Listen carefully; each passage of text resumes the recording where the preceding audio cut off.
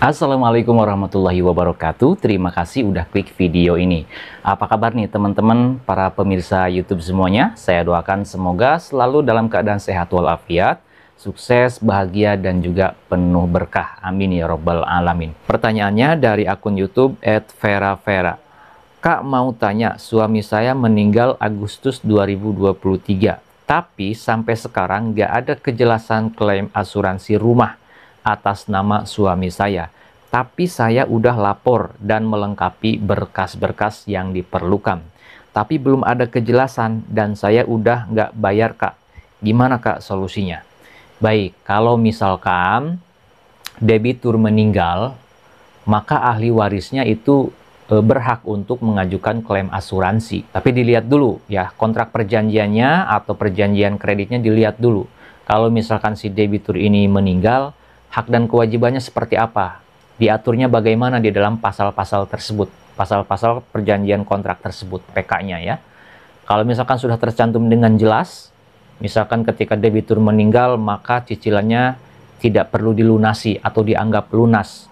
Kemudian bisa mendapatkan hak pertanggungan, manfaat dari pertanggungan atau dapat asuransi.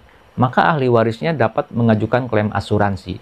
Tapi kalau misalkan kata sahabat kita ini yang udah lapor, udah melengkapi berkas untuk pengajuan klaim asuransi, tapi nggak ada kejelasan, maka sebaiknya tanya terus. Artinya terus ditindaklanjuti, terus ditanyain gimana nih prosesnya, tindak lanjutnya sudah sampai mana, tahapannya sudah sampai mana, kok lama. Kita boleh untuk kepo, kita boleh untuk protes ketika pengajuan klaim asuransi yang kita ajukan itu tidak ada kejelasan.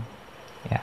Karena pada dasarnya kalau debitur meninggal, kemudian ahli warisnya mengajukan klaim asuransi, persyaratan semua sudah lengkap, sudah terpenuhi, tidak ada alasan untuk pihak-pihak yang terkait untuk segera mencairkan manfaat pertanggungan tersebut. Oleh karena itu, silahkan terus tindak lanjuti, silahkan terus tanya. Misalkan kalau udah beberapa bulan misalkan nggak ada kejelasan, tanya lagi, terus tanya lagi. Sampai mereka bosen gitu kan. Nah, gimana nih kalau misalkan udah setahun tapi nggak ada kejelasan juga, nggak ada jawaban juga, nggak ada pencairan juga?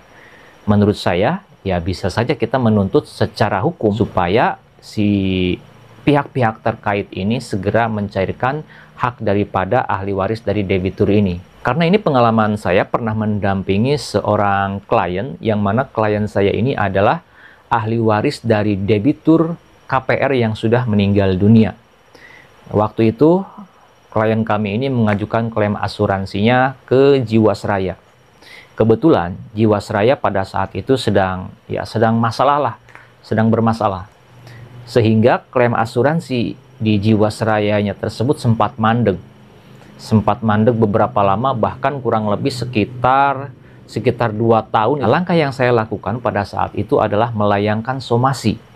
Ya, jadi kami somasi pihak-pihak terkait, pihak bank, kemudian juga pihak asuransi, kita somasi beberapa kali somasi, dan alhamdulillah ada tanggapan, ada respon, dijawab oleh pihak bank, dijawab oleh pihak asuransi yang memberikan penjelasan dan lain sebagainya.